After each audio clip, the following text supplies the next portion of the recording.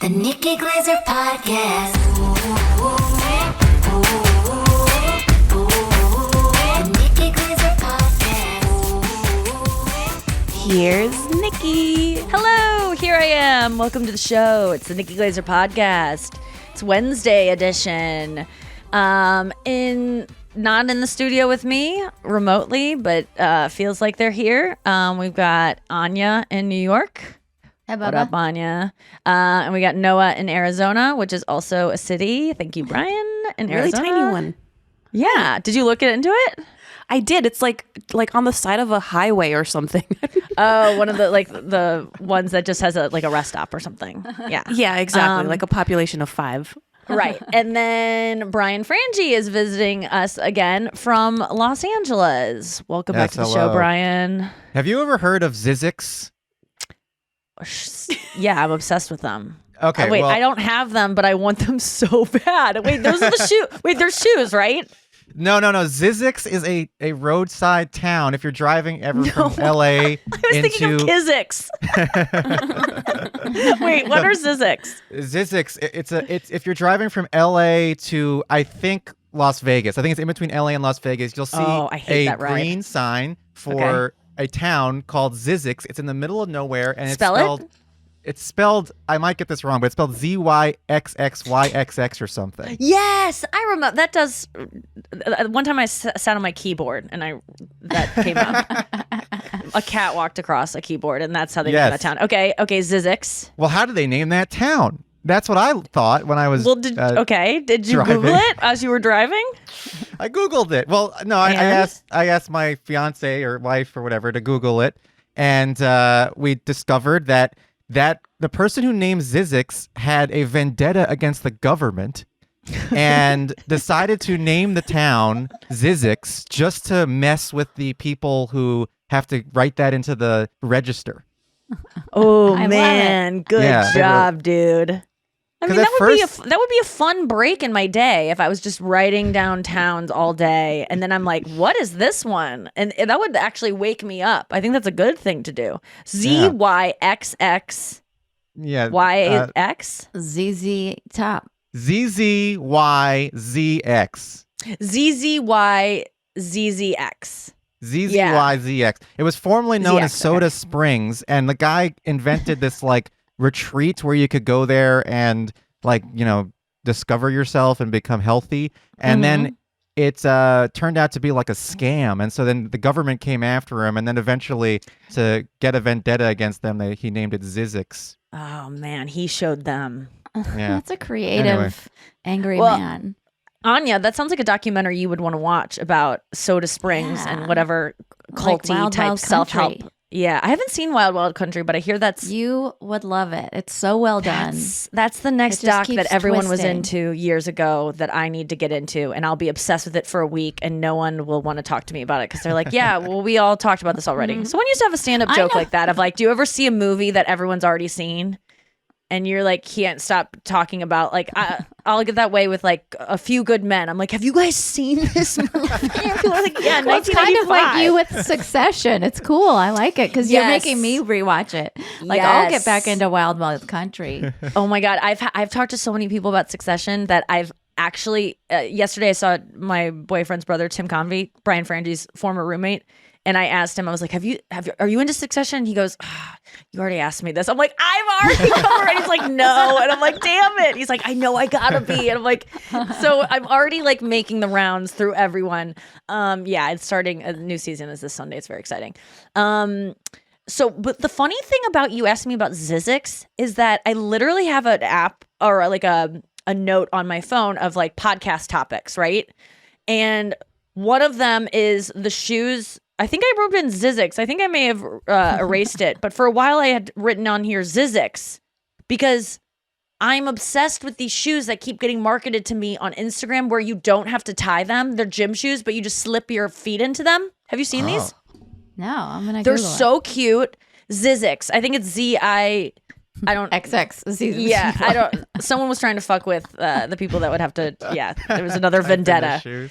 But they're Kizix. Kizik, sorry, Kiziks is the Kiskiks or something like that. But you don't have to tie them, and it's just all the Instagram videos are always like women holding babies and like just being like, I've got too much going on, and they just slip their foot into it, and it's like a dream.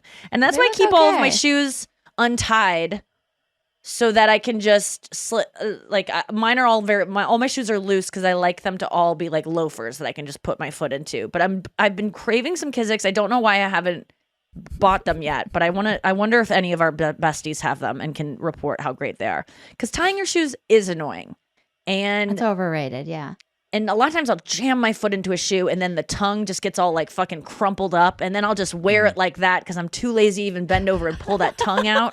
So Kiziks are really my speed.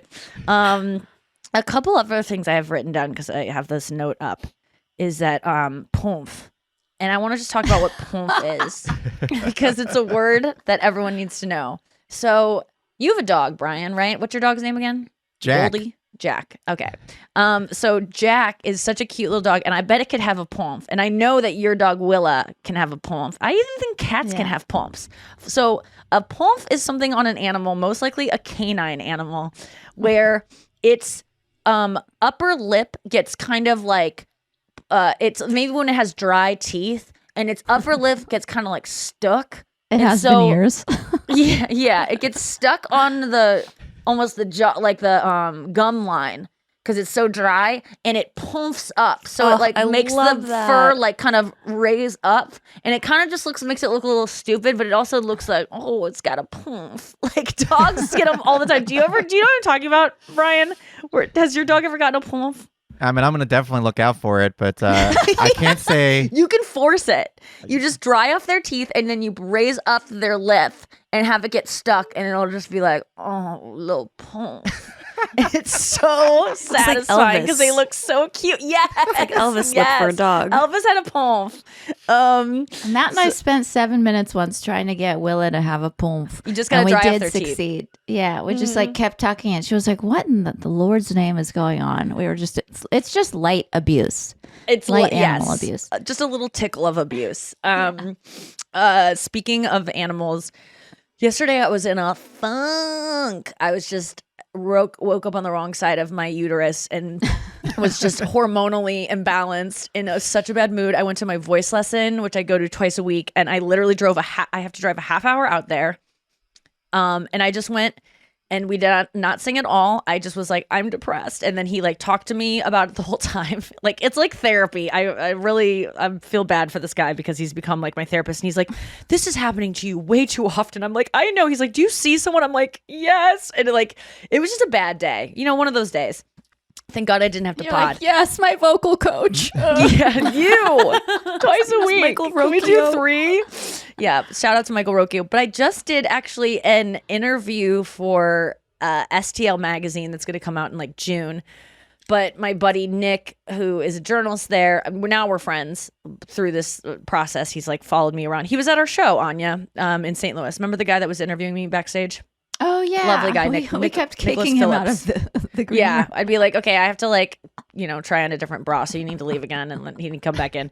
He's a nice guy, but we just met up at 8:00 at Starbucks around the corner to to talk more about follow up 2 months later for this interview. They're doing like an in-depth thing. It's gonna be like a big thing, but Oh, cool. he was talking to me about stuff, and I was like, and I see this voice teacher, and all I do is like, it's like therapy, and he goes, and I go, he's all the way out in Chesterfield, and he goes, is it Michael Rocchio? And I was like, wait, what? And he was like, I see Michael Rocchio. I was like, oh my God. And I was so excited to talk to someone else that knows this amazing man who has helped me so much. Singing wise, not so much, but I've learned a lot of life lessons and stories. No, singing wise, he's given me a lot of confidence, which if you learned anything from the podcast yesterday, based on my experience at the Mark Twain Prize for Adam Sandler, confidence is kind of all you need. And the belief that hard work makes it begets talent. If you know that if you know that you can do anything, you just have to work hard. That's all you need, and you can be successful. But anyway, so I was meeting up with him. Oh yeah, I was really down yesterday, and I just couldn't get out of it all day. And I tried so many things. I went for a run. I went took a walk. I I took a 3-hour nap in the middle of the day, even though I didn't need it. Things that were both not helpful and helpful. I shared a lot on our girls chat of like really dark stuff. I went to that voice lesson. I tried to get out and do stuff. Wasn't going away. And then I saw some story of this burn victim. I love burn victims. I don't know if you guys know this. Yesterday, Michael Rocchio, by the way, was like, what do you like? Like, what are things that bring you joy? And I go, Taylor Swift. And he goes, okay, other than that. And I go, documentaries about plane crashes. He was like, I saw that one. It was very good. I was like, books about Columbine. And I'm like, I don't know. I'm just into weird stuff. I wish I liked things that other girls like linens, but I can't.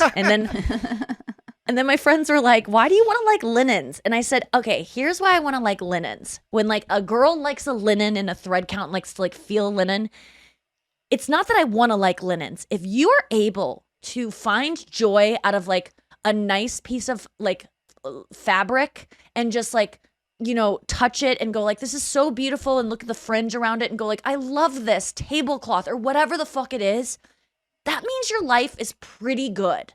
That means that like things, you have a lot of space for, and you are present and you're able to somatically take in the world and feel it on a molecular level. Like you can, that's not that I want to like linens. I want to be able to stop and smell the roses and touch the linen. So it's more about that. So I was telling him that I liked all these dark things. And I want to add it to the list, burn victims. I like burn victims. I like reading about them. I like watching them on my Instagram, because my biggest fear is losing my looks, gradually, which I think most women in the Western world and in most Eastern worlds as well are worried about aging, and men as well. I'll throw you guys into this too.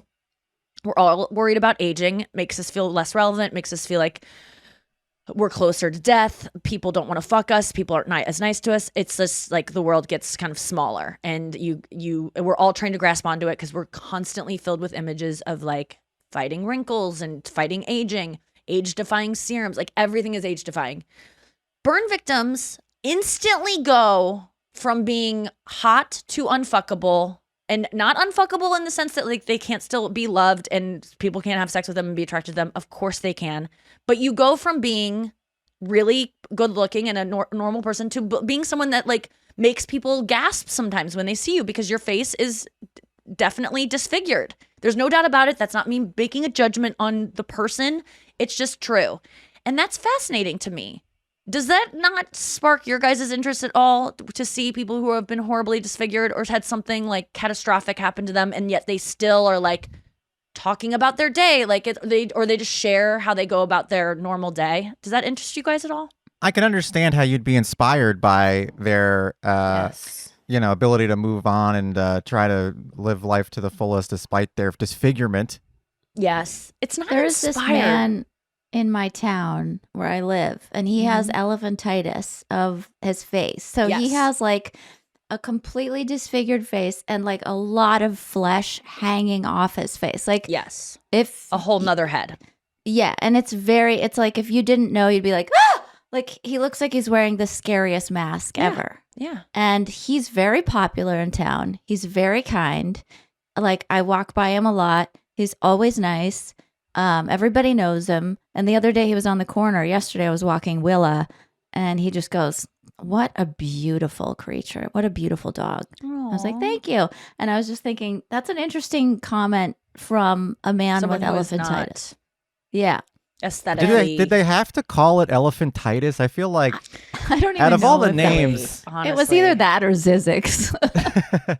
Honestly, you're so right, Brian. Like they're already like they couldn't come up with anything. It's like Seinfeld's joke about rhinoplasties. Like that's it's like you couldn't come up with anything. You got to compare these poor people who already feel insecure about their giant nose rhinoplasty. Maybe it's called elephantiasis. Maybe it's outdated. Maybe it's like you like don't the say R it word. anymore. Yeah. Ooh, I'm looking at pictures online. No, it's interesting to me because I like watching less about inspiration. Well, yeah, I think it's that because I go, man, I wake up some days and my face feels a little bit like swollen, or I've talked about it extensively on here, just fearing facial changes, you know, that we all do. That's why I get Botox, I get filler, I do all these things trying to fight it. And then you see someone who went from being a really attractive woman to overnight looking in a way that makes kids go like, mommy, what's wrong with her? I mean, that is like, to live through that, and it is inspiring, but like it's fascinating to me. It's just the same way that I don't know what it is, but anyway, so last night Michael Rocchio kept like prodding at me, being like, what are you into? Like, stop, do this whole thing. I didn't want to start crying, so I didn't really want to talk about my feelings, so I was kind of being obstinate, like, of just, is that a word, of being like, I all I like is plane crashes, I'm a dumb person, I'm dark. Like, I was just kind of just being like, I don't want to talk about my feelings, I don't want to get at the root of this. And because I didn't want to cry, because his wife is like in the next room, and I didn't want her to like hear me crying. She's a singer as well. She would have been like, well, this girl just wastes our time. And so I was just trying to not cry. And then finally I was like, you know what, animals, I really like animals. That is something that interests me and I love. So last night I also saw this burn victim, that this Australian runner girl who was doing a long run, and she got caught in a brush fire and completely burned her whole face. I don't remember her name, but she's very, very famous in Australia and so inspiring. And she was talking about how she doesn't start her morning by just like jumping on her phone. And there's a lot of things like this online, and this has nothing to do with her being a burn victim. It was just a part of what I was saying. But she was just talking about like, I just get a book, I go out, and I don't go to my phone right away. I just try to like surround myself with things that make me feel good in the morning, because that all is coming later. Why do I just have to do it right away and have it hijack my day? But last night I kind of employed that. I was like, get off my phone, what can I watch? I was thinking maybe I'll watch The Bachelor with Anya, because she was watching that, and I do like, Anya and I like to watch things together and text each other during it. We watched the show Perfect Match on Netflix. That is truly one of the most garbage reality shows I've ever seen, and I'm the host of F-Boy Island. I can tell you, like, I've hosted shows that have crazy premises that don't really make sense, and you know, are just loose and just funny, and this one is also one of those, but it's not good and I don't like it. But I was almost gonna put that on or something, and then I was like, I should watch something with animals in it. And usually animal stuff is so sad, but there's this really great documentary that just won an Academy Award on Netflix called The Elephant Whisperer. And it made me feel so fucking good to see these Indian people caring for these baby elephants. And the story of how these elephants get abandoned is sad, but it's really heartwarming. It's only 40 minutes long. And I swear to God, it makes you feel so good about yourself and about the world. And it makes you cry. And it's like, it just was like the best thing for my soul. So I just have to remember to maybe put on more animal like documentary things, but Good not. job. There's see not more enough of pulse. them. There's not enough happy animal documentaries. No, That's they're all true. sad, because there's always like they'll walk you through the mating rituals, and like the babies are born, and then the fires come, and then there's like they show babies just being like like looking for their mom, and I'm like, fuck, I can't deal with this. Because guess what? There's no good climate news. You're not gonna watch any documentary that's really telling you how it is, and you're gonna be uplifted. It's all grim. The world it's too late by 2030 to change anything. I don't know if you heard that report yesterday, but we'll talk about this and more after we get back from the break. So did you guys hear though that by 2030 it's over? Like that's the date? Yeah, what's the official statement? That if we don't make massive changes right now by 2030, it's too late and that's it. But I feel like we've been hearing this a while, and that's why no one gives a fuck anymore when it's really being said. Brian? Yeah, I remember They say that a lot. 2030 said in 2010. Or do you The remember boy who Y2K when like the machines were supposed to turn against us? Yes, but this is based on But this like is real. like atmosphere and like the polar ice caps melting faster. Like there's literally never any good news about the climate. There's never of like, it's not melting as fast as we thought it was. Oh, this, the droughts are actually not as bad as we thought they would be. It's always way worse. So I don't know. I'm with Noah on this one. I think climate change is like Y2K. I think when 2030 comes, we're all going to be waiting for the bomb to drop and nothing's going to happen. And we're going to be like, why did we save water at all? Do you think that we'll have like compounds or live slightly differently or like have SPF 78 or like how are we gonna I don't think survive? most places will be able to go outside by 2050. You're not going to be able to go outside in a lot of the planet anymore. Or you can, but you'll have to like run really quick between buildings because it's just going to be too hot. I mean, it's already too hot in summers for things to happen. They had to have the World Cup in the winter. You know? We are adaptable. Maybe we'll just spend most of our days indoors with sun lamps like Kirsten. Yeah, that's what'll happen. Yeah, our friend Kirsten is always in the morning. She's like, "Hi guys," on the girls' chat. I'm just making some oatmeal and just hanging out in front of my sun lamp. What does she call it? It's like she always does the brand name for things. Sun lamp. I don't know. In front My of my T24. Yeah. Yeah, I think that I don't think we're all going to perish on January 1st, 2030, but that is the date where don't even try anymore. It's irreversible. There's no where turning there's no back. saving this. I feel like there's a lot of that catastrophizing that comes out too frequently, like you're saying. Like it's every couple of months, there's like, okay, we've now passed this threshold where there's no turning back. And then 2 months later, they're like, and now we really passed the threshold. You know? Yes. It's like, how many thresholds are there? Maybe we should just... But then a keep child pushing it. invents a recycling center that like makes all of this, old wine bottles into canoes or something. I don't know. I feel like there's always some kid There is saving. always something like there's a new bug that eats plastic bottles and you're like, oh, this bug will save us. Or like I do believe that there is technology out there that will bail us out in little ways, but it's just going to make it so we're not going to be able to like live once the damage is done. Like if you can, if you pour ink on a carpet, you can like sop it up, but you're never going to get that stain out. It's done. Like you can't go back. So like, yeah, there'll be things that we can do to make it look like a little bit more livable. But if we don't figure this out, it's not going to be, the planet won't be that inhabitable. Did you guys know that Mars is like millions of miles away? The other day I saw a picture of Earth from Mars and it said it was like, Noah, will you look up how far Mars is? Because we've landed on Mars with a rover, correct? How the fuck did anything travel millions of miles? 100 million miles or something. It's like 126 million miles. Maybe it's Yeah, decades. 127.23 million miles. How did I mean, that's pretty impressive. Wow, Nikki. That is I was off by 1,000,000.2. How many? That is so long to travel.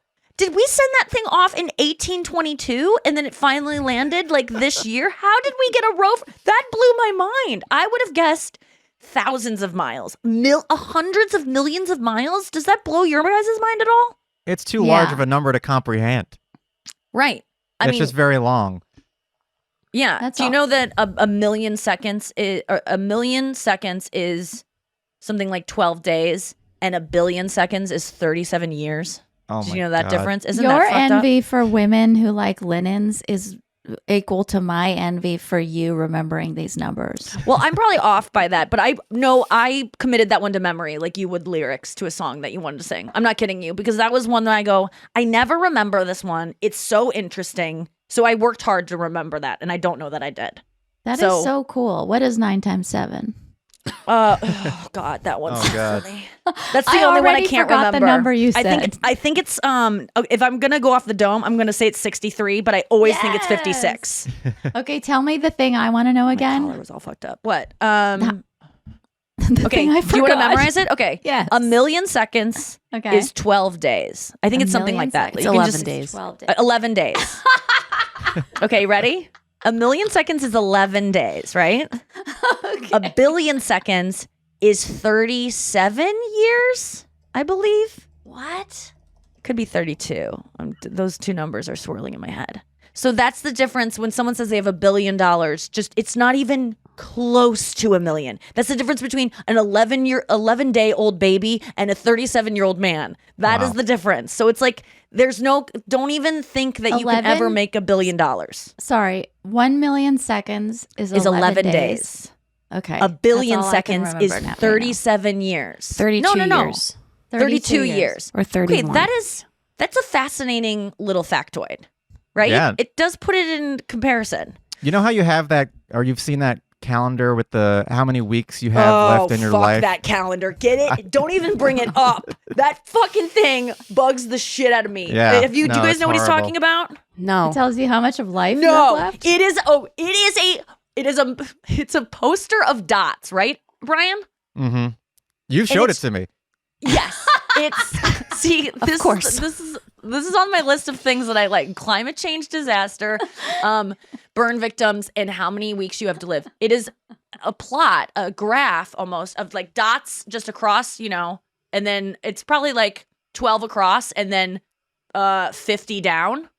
And then it's all filled in. So it's like a dot for every, it's 52 across, 50 down, right? So it's almost like a square. 52 meaning each week of a year, 50 meaning like you probably have 50 years to live if you're like, or whatever it is. No, sorry. Let's say we all live to be 80. So it's 80 on one axis, 52 on the other, right? So that shows a dot for every week of your life. And then it says like, if you're 30 something, this is how many dots you are. This is on the dot. And you can go week by week and you just see how many dots you have left. And it ain't a lot. And it's like, I can't believe those are weeks. Those aren't years. Those are fucking weeks. And it is depressing because you look at the scope of your life and you're like, it comes down to these dots and I'm so many dots in. That reminds me, I was watching Bobby Kelly on some interview, and he was saying how like something that really put life in perspective for him was he thought how many summers he had left, and like the number was dwindling. It's like I only His have is like less than 20 more any of us. summers left. Yeah, no, it's sad. Yeah. I have one of those posters, except it's one dot is 1 billion seconds, so it's only 2 dots. And the first dot's filled in. I only have 1 dot left. Oh my God, you only have 1 billion seconds You of have life 64 left. years left. Whoa, that's weird to think That's that you have good. like 1 billion seconds left to live. 1 dot. And now it's less than 1 billion because Oh my we've just God. started into it. Oh my God. Yeah, it's and you're not even guaranteed that, No, It's that's the just scary anything part. could happen. That's why I hate stuff like that. That's why I hate whenever someone posts on, like when some tragedy happens and then someone always, guaranteed, when there's something horrifically tragic that happens, someone will always comment, like, that just goes to show you that life is precious and every day counts. You never know how much time you have left. And it's like, that's not a good way to think. Like, if you go through life thinking, like, this might be my last moment on Earth, I have to make the most of it, you'll go You'll insane. live like a squirrel. Yeah. It's always It's like, true. "Oh." You're like making phone calls to people you don't really want to make. You're like, I'll call my mom. Fine. Yeah, but I think it is a good reminder to be like, what would I do today if this were I don't think we really need to run through that because people are like, if this was the last day of your life, what would you do? I'd be like, cry the whole day, like, Yes, just be so yes. sad. So yeah, but it does. I gotta believe there's something else because this can't be it. You can't just say goodbye forever to think. It's just it's too much. I can't handle it. I can't That's handle the gift it. I got from mushrooms. The one time I did mushrooms in my life and tripped balls. I left my body. I went up into the stratosphere, or what's past the atmosphere. You guys know Sure. who have traveled 1 billion The seconds. or- Kizik fear. Yeah. Yeah. But I just knew, I will exist after I die because whatever I am now is not in the body of Anya. It's like consciousness, but Did it it's stay me. with you? Do you really believe that? Yeah, I really believe that. Like it So was you recommend tripping mushroom because this is what people always say after they do mushrooms is like they're a little bit more okay with death.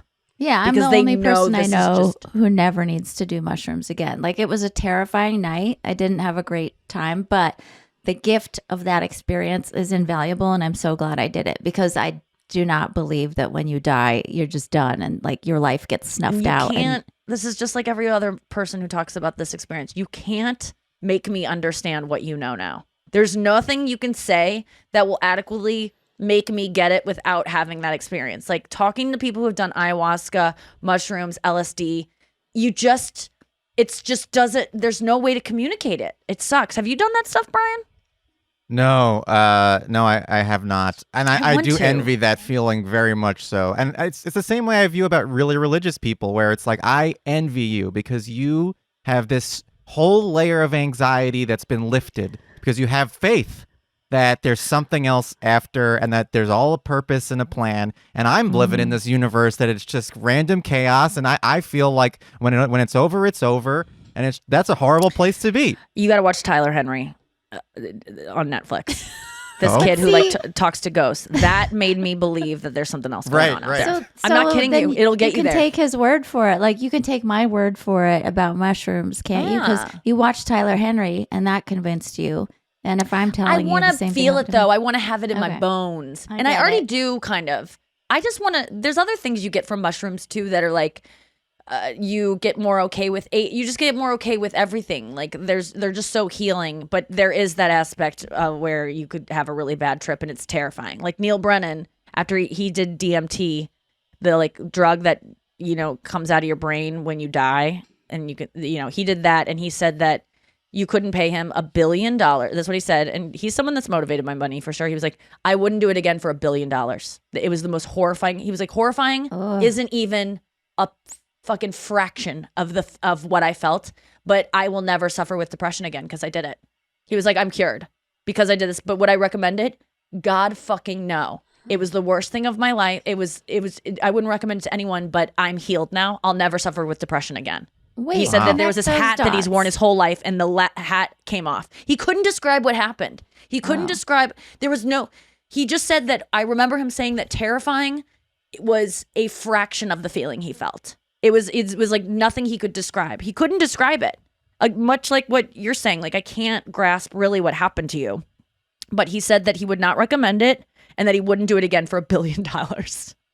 I mean, I know people who've taken DMT and it changed them.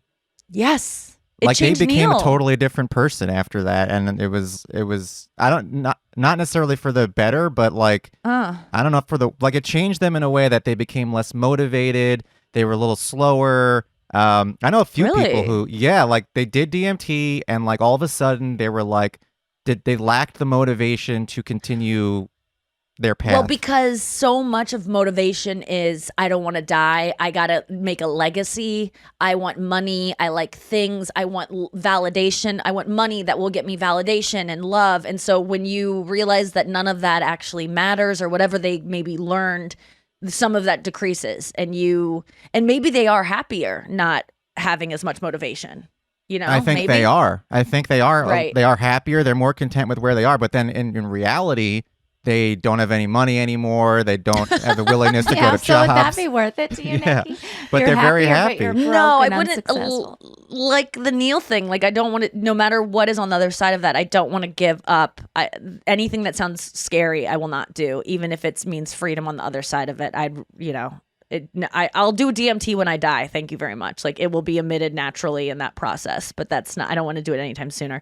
But I think mushrooms and LSD, even those I've heard have been described as terrifying. I think those are roller coasters that I'm willing to go on to, because this is DMT specifically that you've seen people lose motivation. And I'm guessing you're talking about one case study as opposed to multiple, right, Brian? A few. I actually have a few. Really? I've talked to a few people who have experienced this. Yeah. Okay. Wow. Yeah. Well, that's the one I won't touch after what Neil told me. But the other ones, I don't know. Maybe some besties have experiences with DMT that you can share. But this elephant documentary really lifted me out of it. And there's a part of me that wants to go. Do they have to call them elephants? It's just such a I harsh word. know. It's so rude. But these little baby elephants are so cute and they are just so human and they are just so sweet. And it was just sweet to see these like Indian people speaking this language that I do not know and would never know. And then the subtitle is, "You're a good boy, aren't you? Are you the best boy? Are you the best boy?" Aw. Like talking to the elephants the same way that we talk to our dogs. It was just Yeah. so sweet. I screenshotted it, but it was like, "You're the best little boy there ever was in this whole little village." Like they just talk to them sweetly. It's so freaking sweet. So that's just yeah. more proof that we're all the same. Yeah. That reminds me of there was some study that a psychologist did with like a tribe in New Guinea or somewhere very remote.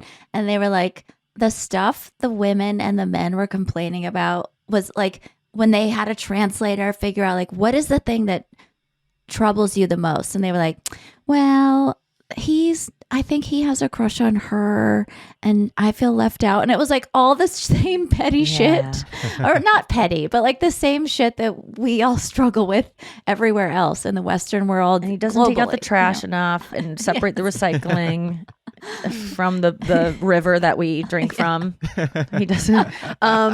Yeah, that is interesting. Like we all do have like even animals have jealousy, which I used to tell my parents because they'd be like, we got to give Luigi a treat if we gave Wiley one. I'm like, Wiley's 200 pounds. Luigi does not get the same treat. He's going to get fat. And they were like, well, he's jealous. And I'm like, animals don't have jealousy. And then every time I've eaten my words for 10 years now, or since I said that, every time the dogs like get jealous of each other, they go, and animals don't have jealousy, Nikki. And I'm like, okay, they do. I get it. I'm sorry. But they Have you heard about absolutely the study about plants? Where which study, one? The one which Plant one? jealousy? The study about plants. Yeah. The one where they were testing whether or not plants could feel emotions, and so they took like I think it was like cabbage plants or something, and they would attach electrodes. I don't know the science, but they would attach electrodes to the plant to see whether or not it registered, and they would take a cabbage plant and they would cut up a cabbage plant in front of the other cabbage, and the living cabbage plant would respond Right. to the cabbage plant being chopped up in front of it, and they were able to connect it to a device that would take those electrodes and turn them into noises. Oh no! So then you would hear the screaming it would be cabbage. like, "Bah!" Yes, you would hear it. Oh God damn it. Yeah. Well, yeah, this But isn't that that's right. This is manipulative? always what people say to vegans. Like, well, plants have feelings. And it's like, okay, well, you know what? Now I'm going to struggle to eat plants. You won. Like, last it cabbage doesn't I ever change ate. the way I feel. It's still, now I'm going to eat plants and feel bad about it. But I have to fucking eat. So, yeah, that sucks to hear. But that's why you just don't hook your, you don't hook your cabbage up to up to a electrodes. speaker. Yeah, you don't listen to your you know cabbage. what they say? Never hook electrodes up to your fucking ficus plant. Yeah. At the same time, though, the positive takeaway is that if you have plants and you like talk to them, Oh, they and they're grow like- better. they grow better. That's because of the oxygen, I think. But like they do, there's a world where your plants are listening to you and they can Yeah. hear what you're saying and they react to your emotions. There's a world. Fucking everything's listening to us. the NSA, table. 'cause even up on the fucking plants.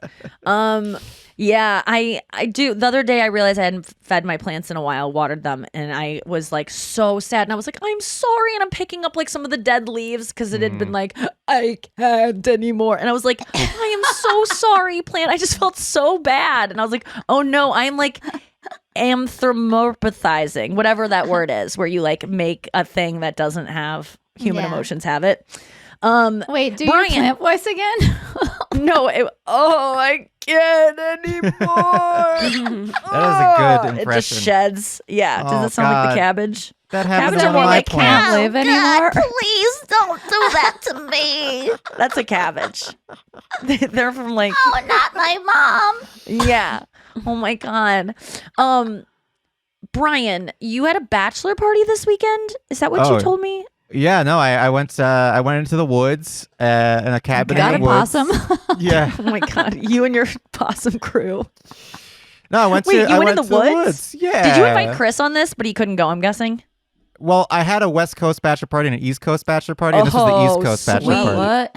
Yeah. It was- Okay. Yeah, you didn't want to Represent. combine those two. That would have been trouble. Well, I don't want people to have to feel like they have to mingle. I wanted to separate the friends groups so that Wow, everyone it's could be opposite completely. of how I rule my life.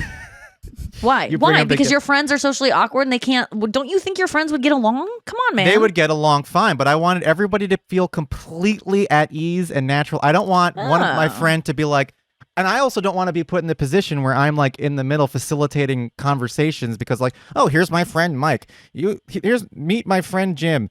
You guys both like How sports. about I get we that don't? We so stop much. doing that. I hate when people go, Nikki, this is this person, and I'm like, I can do this myself. I guess some people need that, but I hate that because then I'm like, oh, now I'm being set up on a date, and I don't want to talk to this person. I never did.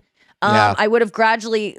I just feel, and by the way, that's not your job. If people sign up to go to a party, they know. But I get wanting to erase any kind of feelings of anxiety. So you kept them separate. So have you I had feel your like- West Coast one yet? Yeah, I did. But And when's the I- Midwest one? the Midwest one is it's going to be next month. Okay.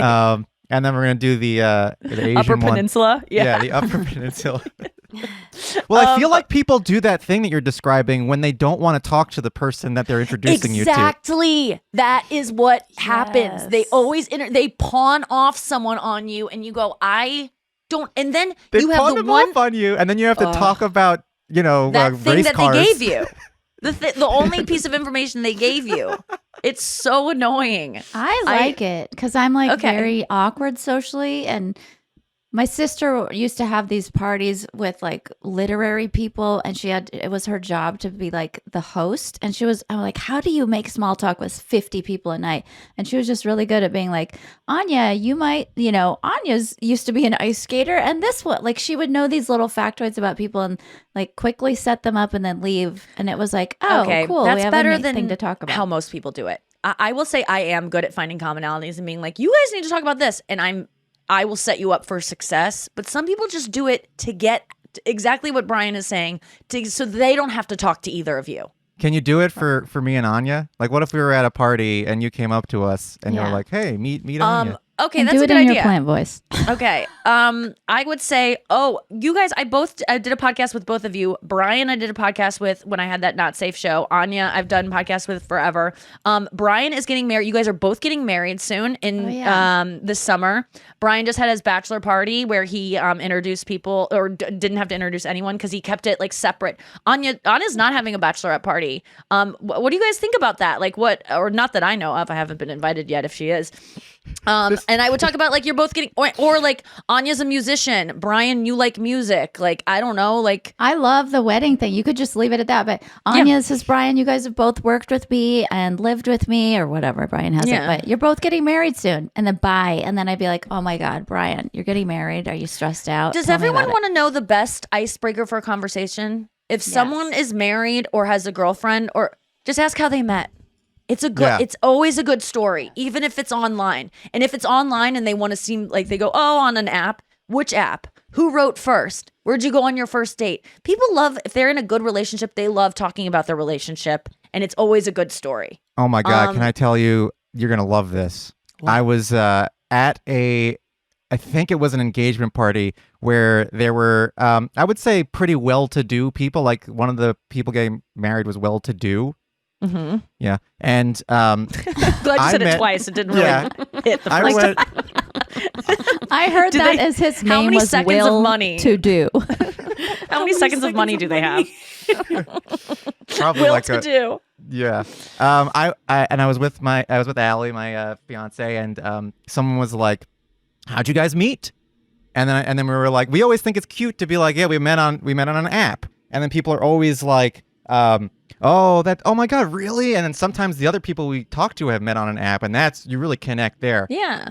We said, they said, how did you meet? And we said, oh, we met on an app. And this person was like, oh, well, that's interesting. And then she like couldn't handle it. She was like judging people us are for the having met worst. on an app.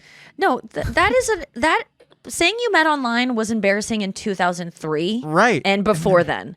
We were so It is confused. the only way people meet now. If you've met in person, that is what I go, ugh. What? You met a stranger out in the real world, like at the grocery store in line? Like, why are you talking to someone in line? Be on your phone and mind your business. Like, that is the weird thing now. So this woman couldn't handle it. Yeah, and then we're like, then we have to continue the conversation with her when she clearly just outwardly judged us to our face. And we were like, yeah, we met on this woman's Hinge. miserable. And she was How like, old was "Really?" she? She was probably late 20s or early 30s. I think it had to do with the fact that she was well-to-do. Oh, Yeah. yeah, I forgot about the well-to-do part. Yeah, that in her world, like that really is an embarrassment. You didn't meet at your father's country club? Yes, You didn't meet exactly. at your local Or polo arranged. match? Yeah, you. Or you weren't. It wasn't arranged for you by Right. by two of your wealthy aunts. Well, Right. okay, so when you say you met on Hinge, what is the story there? Like, because I do want to know. I'm kind of interested. We have 5 minutes till the end of this break. Let's get to it. So you met Okay. on Hinge. Yes. Hinge is the one where it's like you have friends in common, but you can pretty much find someone in common with anyone that you have. Horse shit. Really? I mean, after like 3 days, you no longer have enough friends to have anybody in common with who you're matching with. Got it. Even with all of your friends on each of the coasts that you have to separate your parties? Yeah, all 10 friends. No, So what was your mutual friend with we didn't have a Allie? mutual friend. There was no mutual they friend. just started giving you. What was it about her profile? Because Hinge has, I think most of them do this now, but back in the day, Hinge, when I was on it, always had fun prompt questions, and then you put up a picture, and you could just like each other's photo as opposed to like being like, I want to date you. I'm swiping right. You just like a photo. Yes, and well, this is why anyone who's creative excels on Hinge, because instead of just swiping, you comment on the photo. And so you have to come up with something remotely interesting to say in the comments in order to get matched back. You can't just swipe and then hope. And you can't and if you comment on the photo like, hey, or what's up, that's not good enough. No. And someone wrote to me recently because I said on the podcast that if you are on Bumble, girls just send an emoji. Never write like, hey, what's up? Don't write anything because Bumble girls have to reach out first, but just do an emoji because guys don't really like you to make the first move. They want just you to like look at them. So send an emoji. But this girl wrote to me and goes, the emoji thing has been working for me so much. So many conversations have popped off because I send an emoji. She was like, but they never ask me out. And that's the thing that I think on dating apps that a lot of people run into based on what I read on Reddit from dating advice is that people don't ask people out. And I used to do this too on dating apps. I would match with people and then I would just like not want to go out with them because I just wanted the validation that people liked me. I wasn't really wanting intimacy or meeting up in person. Anya, you used to be on the apps. Like, did you ever struggle with men like not asking you out or not like setting a date or taking it from just conversating to, Oh, which yeah. I know is not a I word, remember to- like taking it to therapy and being like, am I doing something wrong? And my therapist is like, yeah, you're chatting for too long. Like 3 or 4 volleys is enough. Like if the person doesn't ask you out by then, or if you don't say like, do you want to get together? Which I never took her advice on that because she was wrong. She'd be like, just be done. You know, Right. none of that. This isn't a chat app. You're not like here to make pen pal Yes. friends. And that it could go on forever like that. And I do the same thing. You know, I would definitely like just turned it into like, let's get to know each other. And then you have nothing to talk about on your date when you finally go on it because you've done all the cursory, like, what do you do? What do you like? Like, so how quickly did you ask Allie out? Because I'm guessing you asked her out. Well, by then I was like an online dating expert and I had the swiftest Brian way. was I mean, Brian, there's so many layers to this guy, but Brian was like very adamant about finding a partner and like Oh was my on. God. He had a system of his life that there were pillars in his life. And one of the pillars was finding like a wife, like finding a woman. I And- treat everything like that. You know, like when I try to find a therapist, I go to like 5, 6 therapists. There was a time when I had 5 therapists at the same time. And I was waiting to see which one would pop Asked off. you out first. Which one asked me out first? It was just, you guys were just chatting at first. We just kept chatting for an hour. We would chat for an hour. So when you met Allie, I mean, this was at the end of like years of online dating and going on multiple dates a week kind of Yes, thing? there was the year of dating, I call it, where I went on dates with over 50 different women and multiple dates for many of them. So it was like, on average, it was like a few dates a week. And there was a time when I would go on multiple dates a night. Oh my Oh, wow. God. Would you And pay my- for all these or would you guys go Dutch or what? It would be, I would always go on the date would always be drinks at a bar. And so if I paid for You it, probably it would just learned be a that, drink. Oh, right? yeah. And also, I don't drink. So Oh, I would go perfect. to these bars and be like, let's get drinks. And then I would pretend to drink the beer, right? That's what it's called, the beer. And one time I had a bartender. I got there early. I had a beer. And I said to the bartender, listen, I don't drink and this is a first date. Can you like help me get rid of this beer so it looks like I drank it? And so the bartender was like, yeah, man. And so I was on this date and then the bartender, like when the person wasn't looking, would take my beer and pour it out a little bit. Oh That my God. is This so is the best. funny. Yeah. Well, you're really bringing your authentic self to these dates, by the way. Well, I felt like they wouldn't want to They continue would judge dating you. me. Well, because Yeah. guess what? You were dating girls in their 20s who like were not secure enough to probably go on dates and not get a little bit drunk because that's Yes. what dating in your 20s is, right? Yes. But Allie, what did you guys do on your first date? Good drink. And what about her profile? Did you say any? Do you remember it? Do you remember, or was it just one of not like? I remember seeing her on Hinge, and I was like, "There's just no way she's going to respond to my message because she was so beautiful." Oh, I was like, "There's no way." And then I made a comment. She had like a she pirate. is so beautiful. She had a pirate costume on. She had a pirate costume on, and she was wearing an eye patch, and the eye patch was a little bit ajar. And all I said was, A jar. it was ajar, and all I said was, Askew. it was askew. That's what I meant. Okay, a jar was like it's slightly open. Yeah, it probably was. Yeah, it was slightly open, and it was askew. And I said, "Are you a pirate full time, or is that your side hustle?" That was my comment. So you see what I'm saying? You have to be just like a Wow. little bit clever. Well, yeah, you should have been, but Keyword little bit. it was a nice try. I cannot pull. Okay, so Wait, she already but- probably liked you. I got the inside scoop since then because this is why you're setting me up against other comedians in terms of being interesting. Like that comment is like a 10 out of 10 Yeah. compared to Right. the Unhinged. Yes. Gen Oh my Pop. God, you're so right. You're so Yeah. right. The Gen Pop is not capable of that. Even So getting the word ajar wrong. No, yeah, she would. They don't even know that word, even much less even able to use it wrong incorrectly. Okay. That's right. And so she told me that I was like, so what did most people say when on Hinge to you? And she said, well, most people would say, and I would hate this, is they would go, hey, your eye patch is on wrong. Ugh. That would be their first comment. Yeah. Yeah, It's a neg. it's kind of like a neg. Yours again was like, are you a part-time pirate or a Yeah. just? Or Is is that it what you your- said? Cute. Are you a Yeah. pirate full time or is it your side hustle? Okay, cute. Side hustle is yeah. cute. Yeah, Yeah. it's good. All right. And so that kicked it off, and then you asked her out right Yeah. away because you I mean- knew that it couldn't get too chatty. You've been And the through this thing before. was, we lived. She lived in on the west side, and I lived on the east side. And in normal people separate terms, bachelor that's like parties. separate bachelor parties. Separate that's like beds. that's like living in a different state if you're in yeah, LA. I mean, it's almost like why would you even have your Hinge to go to those areas because this isn't Exactly. going to work. Yeah. And she had her radius set to like 50 miles by accident.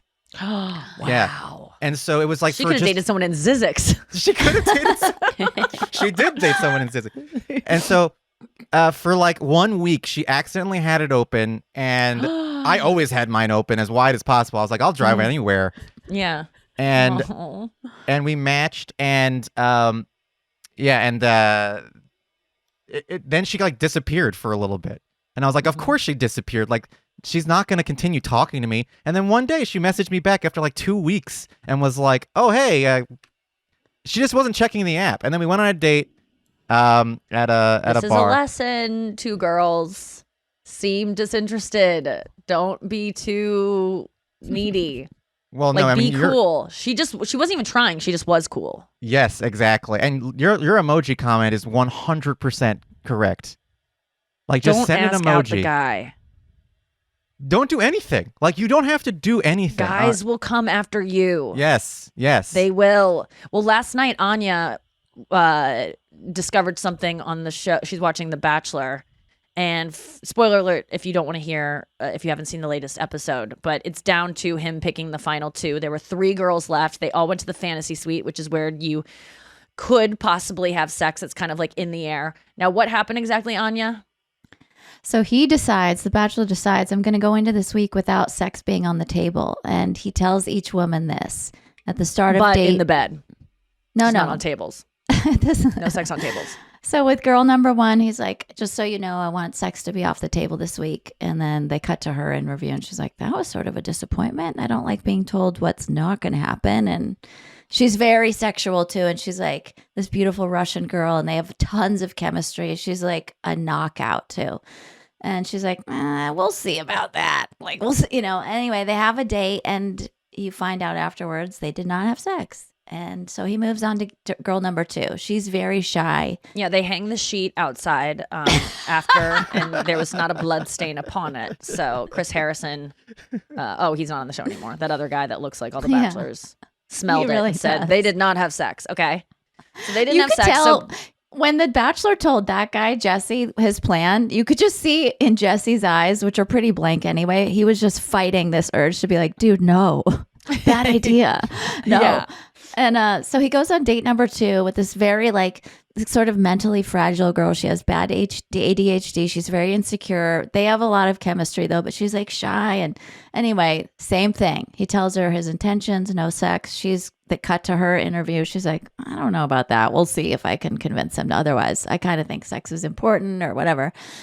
Then after their date, cut to them snuggling in the morning, and you do the interview with her one-on-one, and she's like, we had a great cuddle fest, and big smile. So you're like, did they? I think they did have sex. Then cut to the Bachelor, and he's like, we had an amazing night, but I changed my mind, and it became evident that like my rule was not going to fly, and we both decided as adults we wanted to take this further, and we did. But now I'm in a quandary. I gotta tell girl number 3 what I did, because And he then had previously told girl number 3 no sex, right? he actually hadn't. He had only told each woman so far that he had seen. Got it. Okay, so we So get to number Jesse, 3. the host, is like, he's like, you don't really, you're gonna tell him, like, you're gonna tell her, and he goes, I have to be transparent with all the women, and Jesse's just like, okay. So he goes on date number 3, which is in a fucking swamp in Thailand, like the worst setting. It's in a river, but it's like a cold, dank river, and it's getting darker and darker by the second. And they're in this horrible canoe. Anyway, he tells her, and she's not great. He goes, I wanted this to be a no sex week for everybody, and I kind of fucked up and slept with the last girl. She's horrified, and she's like, I know what this week is. I didn't need to know this. And now, like, this is the beginning of our date. Like, I can't be psyched. This is a bummer. Like, you didn't need to tell me this. This is between you and all the women, you know? And it's just awkward and terrible. And it's just getting darker and darker. And Is the he producers- apologizing now, or is this her saying this off camera of like, I didn't need to know this, or is she saying that to him? She's saying that to him. He's awkwardly like trying to hug her. She just does not want to be there. He feels kind of dumb, but he keeps trying to be like, I'm an honest person though. I would think that you would want this. Like, I'm being transparent. She's like, no, I don't need to know all this, you know? And she's like, what did you expect me to just be like, oh, great. Like, let's have a fun date. Like, I'm not happy. She just kept saying, I'm not happy and I can't. This sounds like an Anya response. I feel like if any person that you could ever relate to, it would be this woman. I liked her because I actually am afraid to say, or I have been in the past, afraid to just say my feelings very simply. And she just kept being like, I'm just not happy. And she kept repeating. And I was like, that's pretty powerful to just own that. Yeah. Like, why would you be happy? Anyway, then she snaps out of it. After a few hours, they go on their date later that night. They get out of the swamp. They get cleaned up. They go to dinner. Somehow this woman's had a total 180. And she's like, you know what? I am so into you. I'm falling in love with you. Let bygones be bygones. Don't care. Let's have a fun night. She pulled the Nikki Glaser. I think Nikki would do that. Of like, let me just reset, power down and power back up. Like, let's you're get the glitch practical. go. Okay. You're like, logical. I know what show I'm on. Like, big deal. Got it. Well, thank you. That's very nice of you to reminds you of me. Yeah, Okay. I was like, this girl's kind of practical. And I've always thought this girl, Katie, was the best match for this boring guy, Jake, the Bachelor, whatever his name is. I forgot. Anyway, they You've have been a watching night. this whole show. You don't even know his name. That's amazing. That's how boring this dude was. I felt the could be same Ryan. way. I think it's I watched Jake. the first episode and I go, because I was like, I'm going to get back into The Bachelor. I couldn't care less about this guy. This guy was so boring. He didn't deserve all these women to be guffawing over him. He's kind of adult, but he's tall and hot, right? Yeah, But, like, he's an FFP. I just don't care. He's a formerly fat person, so he's very kind and emotionally mature, I think. But I think he's passive aggressive. He's got some rage in there. But anyway, I'll wrap this up. So they have date number 3 together. It's unclear whether they've slept together until all 3 women are lined up the next day at the rose ceremony. Mm-hmm. At which point he I'm gonna spoil this completely now. He eliminates the No, wait. Oh yeah. Okay. He eliminates number one, right? Yeah. That he didn't sleep with. Correct. She's very mature about their goodbye. It's kind of amazing. And, she's like, it was incredible meeting you. Goodbye. They have a hug. Goodbye. He comes back. And then, but as he's saying, breaking up with the Russian girl, these two are together holding their roses. And Katie, girl number 3, looks to girl number 2, who has slept with the Bachelor. And she goes, under her breath, she goes, I knew you'd be the only one. Meaning, I knew you'd be the only one he slept with. So now we know Katie did not sleep with him. And then they're standing there. But the girl who slept with him, I wish I could remember her name. She looks furious. She's pissed off. I forgot to mention, she had told the producers on camera in her one-on-one interview, she's like, I feel completely blindsided because Jake came to tell her the next day, like, I'm going to tell all the women what we've done. And she's like, no. This was our thing. Like, this is private. And he's like, no, I think it's really important to be transparent with everybody. So why was she blindsided if he told her that he was going to tell him? Good question. I think they must have had an agreement during the sex or their little private night together. Like, let's just keep this between us. Got it. Yes. And she's like, now you show up at my house with all these cameras telling me like, hey, we fucked. Let's tell America. And she's like, I wanted to be a little more subtle about it. Although you did sign up to be on The Bachelor. So right. But she also... She was like, I didn't know we were telling everybody. Yeah. But the most interesting part is he comes back from the... Can we leave this as a cliffhanger? Yes. And come back and tell everyone, because this does end in a way that there's a reason I asked Anya to tell the story, because we're going to come back after this and find out why. All right, we're back. So he comes back after letting the first girl go. The 2 remaining girls, one of whom just goes, I knew you'd be the only one, meaning the only one he slept with. So she knows the girl who slept with him is horrified that he has told this girl and that now her secret that she slept with the Bachelor is out. And then what happens? Then Jake is only making eye contact with Katie, the woman he has yet to sleep with. Girl number 3. And he's just like, next week's going to be so great meeting your families. Just tunnel vision on Katie. Has completely forgotten about the other woman that he had this very special night with. And all we see is cutting back to the girl number 2, who's furious, pissed off, and is staring at both of them like, all right, I'm just a third wheel here. He's already moved past her. He's over it. He's like focused on Katie. And it made me think of getting to I Do. Coming. Now, why, Anya, you synthesized this pretty well last night. I was texting with you about it because you were filling me in. Why do you think he wasn't, and it's not just about that he slept with her and he's bored with someone he slept with already and he's already conquered it. What is it about a guy sleeping with someone who isn't their actual boyfriend that makes this? Why do you think he liked her less? I think he didn't earn her. Exactly. He didn't earn it, really. It was too easy to come by. He was still dating 3 women when she said, fine, I'll give you the one thing that is supposed to be sacred. And I know some women are like, it's not sacred. I love sex. I want to give it. Men look at it as a sacred thing. They want to earn it. And as much as they beg for it and convince themselves that they want it whenever they can get it, they really want it when they've earned it, and they will only really stick around afterwards if they feel like they've earned it. And you're right. He didn't feel like he earned it because he didn't. He was dating 3 women still. And I'm sure they did make an adult decision together. And I'm sure the moment was great. But the problem is it wasn't an exclusive relationship yet. And the problem is women, more than men, have this oxytocin thing that happens where even though we feel amazing in the moment and the sex was great and everything, if you break up with us after and choose someone else, it is heartbreaking. It is heartbreaking. Like, it is hard to get over that because we're already bonded somewhat. We don't just shake it off.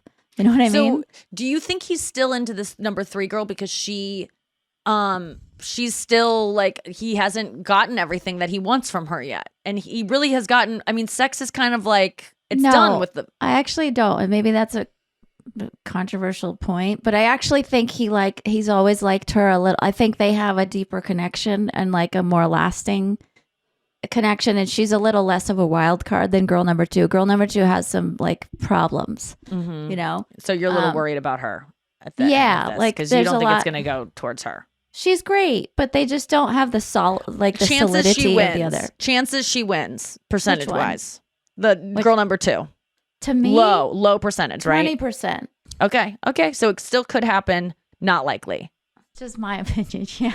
Do you think if she didn't sleep with him that he would have been less like? Do you think that was a factor? Do you really believe that? That of him being more focused on number 3? I think it's a factor, yeah. But I think that ultimately the connection is better with the third girl. I just think that they shouldn't have had sex because the girl's going to be heartbroken when he doesn't pick her. Yes, it's so much more than if she didn't. I read all the time in dating advice on Reddit of girls saying, I slept with this guy. We'd been dating 5 weeks. I finally slept with him and I haven't heard from him. He went away for a week and he said he'd call me when he got back to town and I haven't heard from him since. And I slept with him the night before he left. Why haven't I? And it's always like, I want to just get in there and go, read Getting to I Do, read Getting to I Do, read like, and it's the worst name for a book, but it just, sleeping with guys too soon before commitment is always a bad idea. It just is. Also, the thing Jake said, if that is his name, was Still a red on the flag. fence. He goes, it was very important to our relationship to make that decision. It was important to further our relationship. And I don't think that's the reason she had sex. Like, he thinks for them, it was really good for them. It got them farther along. But I don't think that's the reason she had sex. I've had sex with guys because I think that it's going to get us farther along. And that's the next step. It's like, that's going to push our relationship. Once we've had sex now, he's going to almost feel more close to me. But it doesn't work. It doesn't work that way.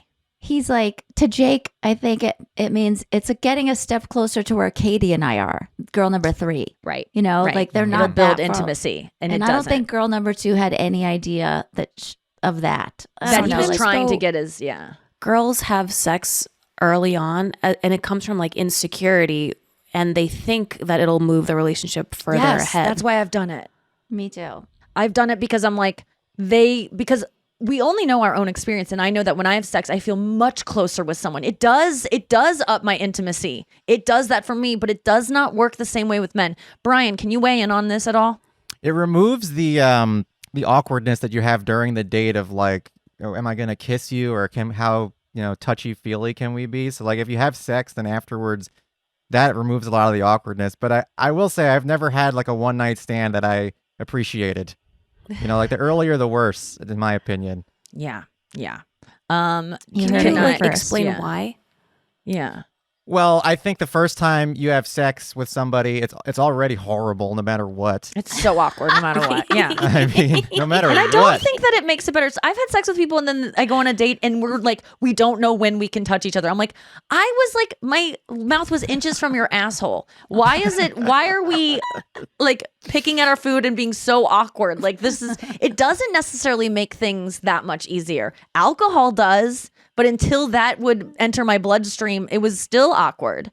You can't enter that state again, like right out of the gate. But yeah, tell me a little bit more about why you think sex too soon is not great. I mean, I can't speak for all men because I don't feel like I'm a typical. Just do. Okay, well, I think guys. The truth is about bros. Speak for the West Coast men. Okay, Yeah. well, the Get West into that Coast mindset. men. The West Coast man is just flowing with it, and he's like, whatever happens, which I hate. And the East Coast man is trying to conquer. So I think it depends on what coast the man's from. But I think like the earlier you do it, the more things that you can discover about the person that you don't like, honestly. Oh. Yeah. Yeah, like you so? start to Find the see things you that- don't like. One time, I during my year of dating, I slept with some woman early, and while we were undressing, she commented that my shoulders didn't have enough hair on them. She said, "Do you discover things shave-" about yourself?" She's like, "Do you shave your shoulders?" And I was like, "No," but I did get famously Electrolysis. with Tim Convey, I did get laser hair removal on my back and shoulders, and so Yes. there's less hair on my shoulders than my arms. And she was like, that's hysterical. And I was like, well, I definitely don't want to date you if the first time we're doing this, you're body shaming me about my shoulder hair. Like, what is? And you know what that is? That's just her feeling really insecure and needing to call out the thing. She's so worried you're going to do that to her. She's doing it to you before you can get to her. Yeah. I think that's what Very that mature. is. And then she went, she dated some surf instructor. And I was like, there's no way he's got hair on his shoulders. No, they're hairless. They're hairless. Dolphins. Yeah. Final thought. Okay, so wait, can we get to some Fanthraxes? Is that what we have today? Yeah, I do have some. You want to listen? Okay, let's do some Fanthrax. Yeah.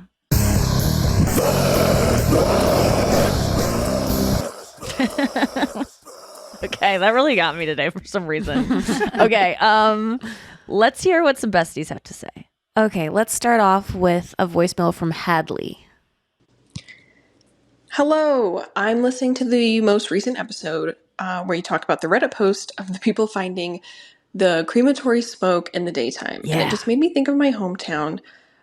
We had a funeral home that was across the street from a local high school, and the weights room was right across the street, and they would open the window to work out, and they would have to shut it in the morning because specifically in the morning, they would burn the bodies and the smoke would come out and it was really pungent and smelly.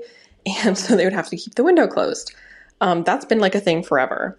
The juicier part about the story is that the funeral home was recently shut down and condemned because the owner was mishandling the bodies. Oh, God. There was a complaint of a smell like a block away. They did an investigation.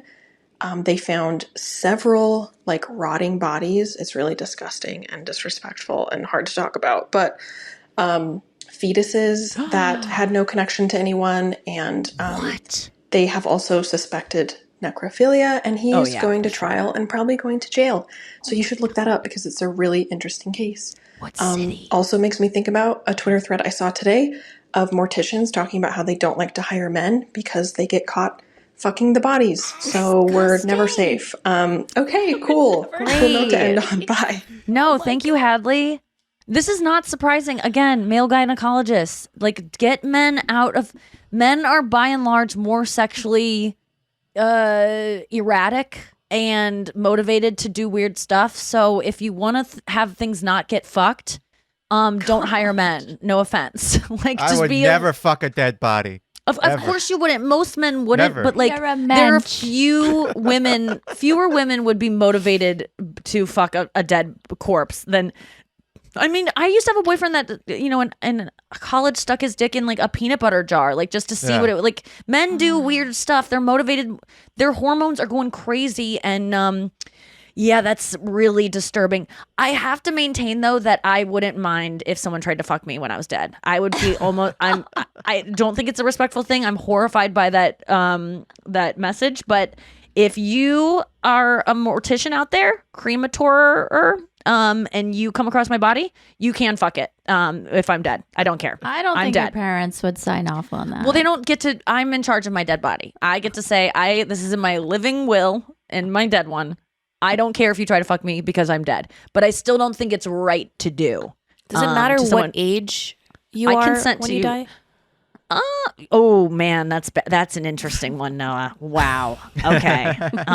You are like, this is almost dealing with the thing of pedophilia where they're like, well, if they make dummies of kids, like, is it okay No. for them to? I'm saying from this age and beyond. Oh, no. If someone wants to fuck my old body when I'm like 90 and die, like, also fine. They can fuck it at any time because I'm dead. Again, if it's before the open casket, I'd ask you to have a little respect for my head. Like, let's like keep my head looking okay and not with like cum all over it. Like, don't really fuck it up. But the rest of my body, go at it. Don't care.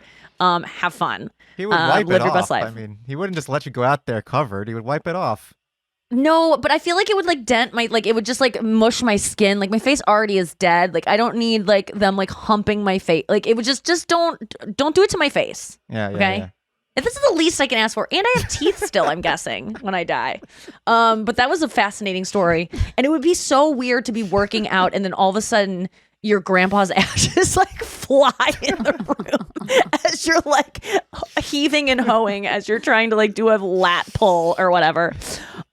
Oh my Were God. you guys That is curious at all when she said, I forgot the word, not Fetuses? putrid, but like pungent. something about pungent. Like I Oh, wonder God. what it smells like. It smells like corpses. Oh, really? Okay. Pungent. It makes me think of like tangy and like rotting. Pungent. Yeah. Yeah. Pungent Yeah. stench. I mean, that's what they always say. People that have smelled a dead body, which I've never smelled a dead human body to my knowledge, but people that have smelled it say it's the most unforgettable, awful scent ever. Have you guys ever smelled a dead body? Yes. I Of lived a in. bird or a mouse. Yeah, you have? I What? lived. I No, didn't. no, a smell- dead human. I lived in a house where a neighbor passed away, and we found out because of the smell. Oh, So like you've smelled it sometimes you die and you have no one, and then you just sit there in your living room until someone dead. smells it. until someone smells it. Yeah. Yeah. Yeah, Yeah, I was on a subway coming home from a Guns N' Roses concert. It wasn't really Guns N' Roses. It was just like them like reuniting in like this new band. And there was a homeless man on the subway. And it's like this like sour chemical smell. The Yes. whole train smelled it. If I'll never forget can you it. still smell it now? Yes. Like if you that's what they describe it as. Oh, yeah. I'm so grateful I have never smelled it again. Well, I hope you smell it soon for that guy who kills possums. Fuck that guy. Oh my God. Who tortures possums. I hope that guy, that smell emits from his house soon. I hope someone traps him and lets him just fucking die in a Holy cage. I hate shit. that asshole so much. Literally, I hope he dies. Okay, next, Fanthrax. Okay, let's hear this one. I From hate him. Sorry. Hi, Nikki, Noah, and Anya. I was just listening to the episode where Nikki, you were talking about how you used to go into chat rooms in like the late 90s and talk to those wolf people and kind of make fun of them. Bully them. But it made me think about how when I was like 14 with my best friend Sarah Jones, we would go into those chat rooms and we were talking to this guy and his name was Ryan Sarge. And we used to like send him pictures and we would pretend like it was our pussies, but it was like our lips from our face and we'd hold our hair in front of our lips and then scan it on my dad's scanner in his office. And then we'd send him those and pretend it was our pussy. And he was like, you would need to shave. And so we just stopped talking to him. Oh my God, anyway, Ryan that's what we Sarge. would do in chat rooms. Love you. Juicy pussy. Oh my God, that's so funny. I can just see these little girls like slamming their faces into a scanner, like their dad's scanner, lifting up that screen and like it clanking on their head as they just like smush their faces. That's so I have smart. one at home. Now I know what I'm doing with my afternoon. Yeah, my God. That is so funny. Did you ever go in chat rooms, Brian? You're of the age. How old are you again? 37? 35, and I have Tell your face. I have Like 2 years makes a difference. you know I did So actually I got Botox yesterday for my jaw. What? Really? Yeah, I got But you Botox. have a beard. I got That's already- Botox. It's not for wrinkles. It's because I have excruciating pain in my jaw. Oh, And they 'cause injected your me with anxiety Botox. about dying. Yeah, well, yeah, because I clench my teeth at night thinking Yeah. about all the horror of non-existing. I constantly. Because Yeah. you sometimes wake up screaming. This is. Oh, yeah. You do not want to sleep in the same bed You're with like me. the song Anti-Hero. I wake up screaming from dreaming. One Dreaming day one I'll day. watch as I'm leaving. Yes. That is so funny. Okay, so you got Botox in your jaw. That's awesome. Oh yeah, and Does it feel so much better? well, you know, I think it takes a few days to like kick in, but I have to say, the first Yeah? day, this is the first morning, and I Uh-huh. do feel a little better. Yes. I feel a little better. That's cool. Yeah. I just got Botox in my forehead because I Your forehead is have- clenching. Yeah, I've been stressed She about wakes up aging. screaming at her at Yeah, aging. that I've slept on my pillow the wrong way. Oh my God. It is exactly like that. That's exciting. Okay, so let's listen to the. Oh yeah, I was gonna ask you about chat rooms, but we'll talk about that another time. Let's go to another Fanthrax. Okay. Do you want sad advice or like regular advice? Sad advice, because Okay. I feel bad not saying sad advice. Like that would encourage Okay, people whoops. to not tell me sad things, All right. and I want to be. Yeah, let's do sad. Hello, Nikki, Noah, and best probably voices. Anya. Sorry in advance, my question's a bit of a sad one. I just wanted to poll the group on a money-ish question since that's kind of been one of the topics as of late. When just thinking about how when Anya brought up yearly earnings versus what you would spend on a hotel room, for example. Yeah. My dog was diagnosed with cancer this week. So I'm just trying to wrap my head around what's an appropriate number. What is something that makes sense for a 7-year-old dog? He just seems so young. You know, we all expect to have a lot more time. That's not always the case. Sorry, I'll say it again. He's 7 years old. He's a bull mastiff cross. He's about 135 pounds. He's got human eyes. I just want to hear what you ladies would do if you were in my shoes. I'm in Canada, so chemo costs are a little bit higher down here for us. Anyways, hoping, sorry, he just snored. Hoping you guys can make this a little light and give some advice for me and anyone else who's been in my situation, what you think we should do. Oh, jacked up vet bill. Jacked up pet bill. Man. I'm so sorry. Next one. I'm just kidding. This next question. No, this sucks. I'm so sorry. What is her name again? It's anonymous. Okay. I'm so sorry about your dog of 7 years. It's fucking terrible. My sister's dog just had to be put down last week because of probably cancer issues, like just tumors and just too much complications. Also, like 100 and something pound dog. 12 years old though, so a little bit more life behind it to justify like, okay, maybe it's time for it to go. So I can't, I wish I would have known how much you like. You shouldn't go homeless saving your dog, I don't think, right? Like we have to, I would financially, but then there's always like GoFundMe's and you're like, well, maybe I could get people to donate enough and do something like try every avenue. I would measure how horrible it would be for your dog to go through this and what the outcome, how much life and what the quality of life would be for your dog. The nice thing about having animals, and I have to say that this, even though this is a sad thing, you can euthanize them unlike humans where you just have to wait for them to choke on their own vomit and die or like just die of old age. Like you can put them out of their misery and give them like a nice send off surrounded by like love, and they kind of just go to sleep and it's painless and it's humane. And that is like a cool thing that we get to do for our pets. So it's not as much as it is like a horrible thing, like, and that it is kind of your choice. And it feels like, oh, I'm choosing to kill my dog. Like you're choosing to not have it suffer is my thought. Like a lot of people think that because I'm vegan, I never want dogs to like be put down or like cats and stuff.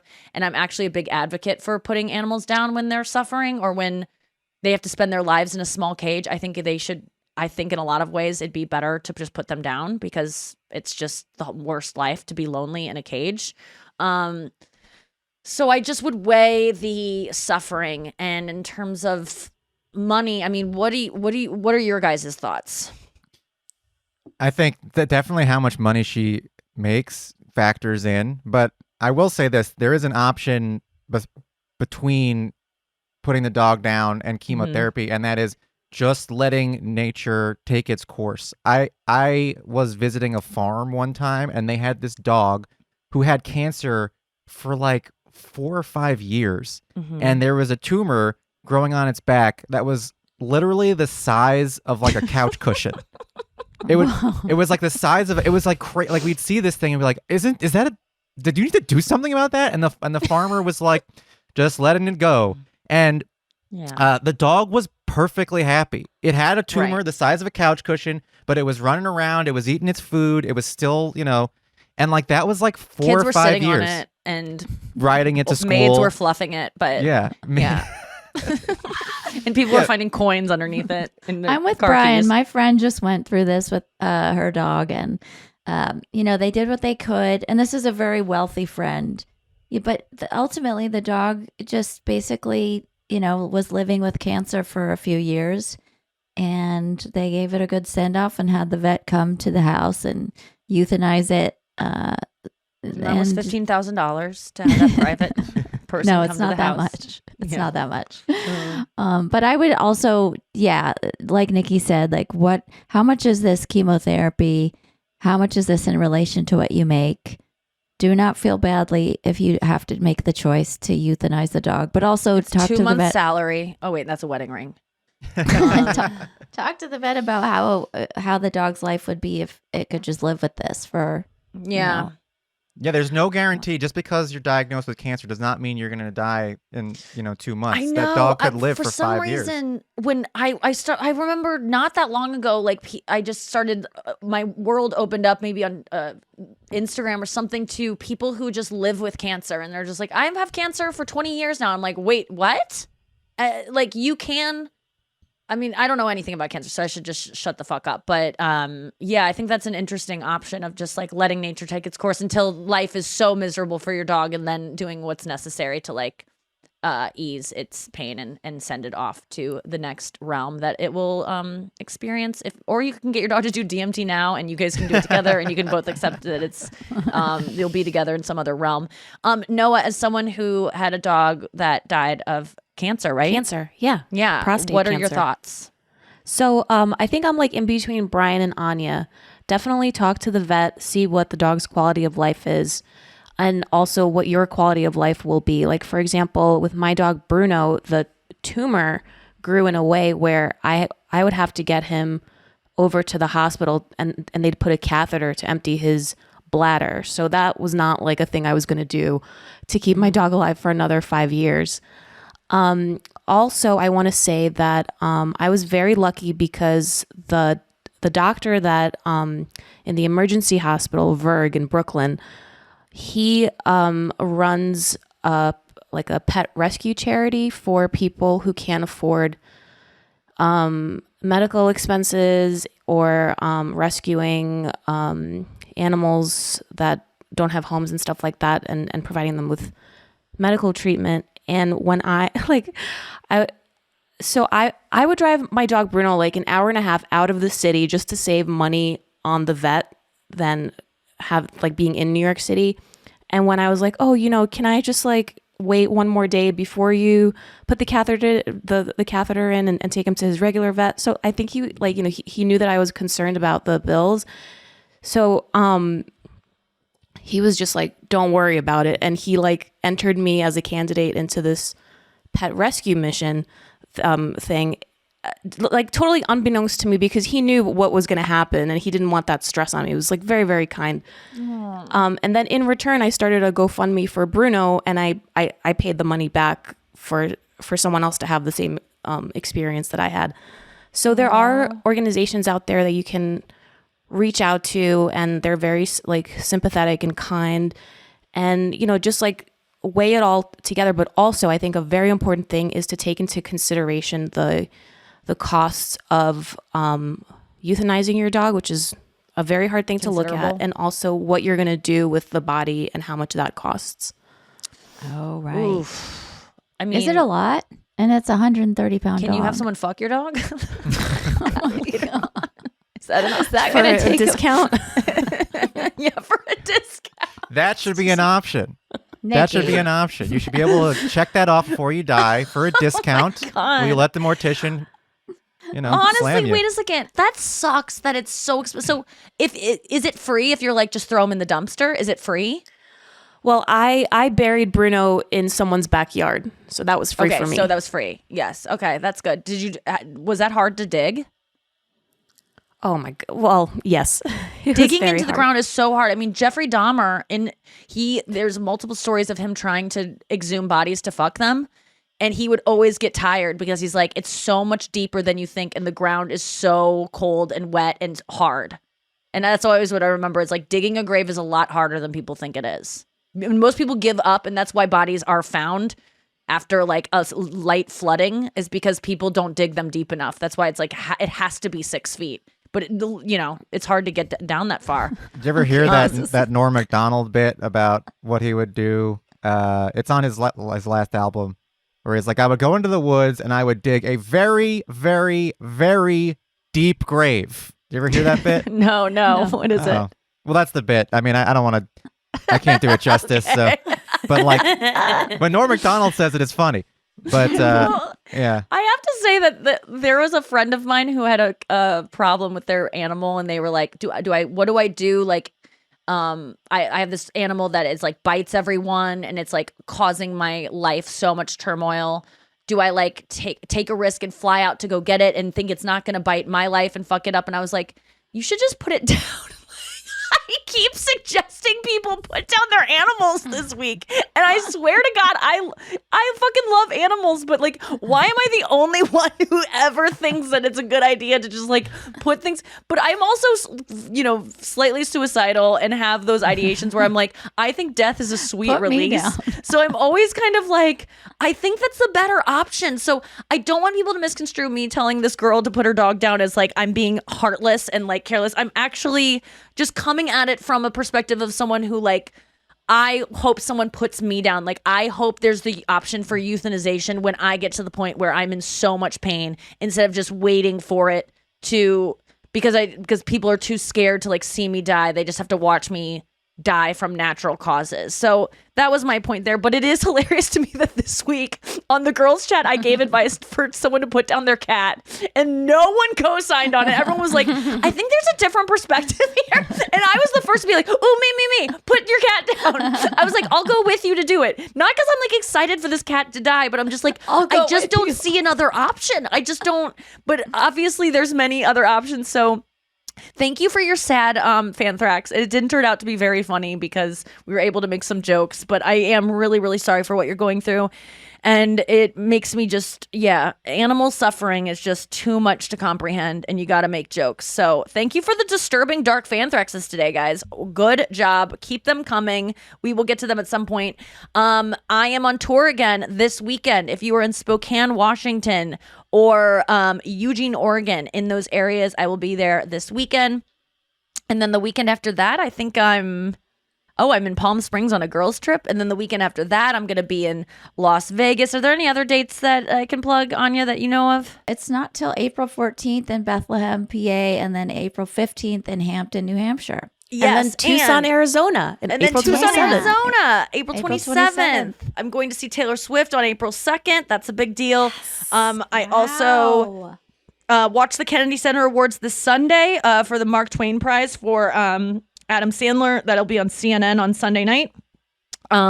Watch the iHeart Music Radio Awards on Monday night. I will be a special presenter on those awards, so I think that's on Fox. You can watch that. Exciting. And Brian, do you have a podcast right now that we can promote?